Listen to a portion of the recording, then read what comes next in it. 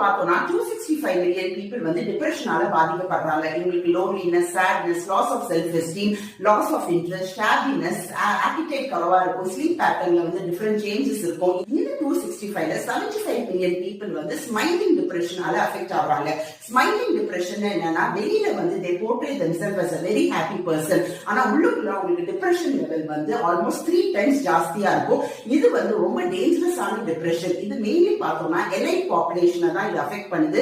20% of the children are affected whose parents are very strict. இதுக்கு வந்து நம்ம diagnose பண்றது ரெண்டே சைன்ஸ் வச்சு தான் நம்ம டயக்னோஸ் பண்ண முடியும். நிறைய சாப்பிடுவாங்க, இல்லாட்டி குறைச்சி சாப்பிடுவாங்க. they may have an increased weight gain or extreme weight loss. இன்னொன்று வந்து they will be having an altered in sleep pattern. that is how they will find difficulty in going to bed. so அவங்க current படுப்பாங்க. அதனால உங்க வீட்டு குழந்தைங்களோ உங்க வீட்டுல உள்ளவங்களோ இது போல ஒரு பிரச்சனையில இருந்தாங்கன்னா சைக்காலஜிஸ்ட பார்த்து கவுன்சிலிங் நீங்க கொடுங்க. Mental health is very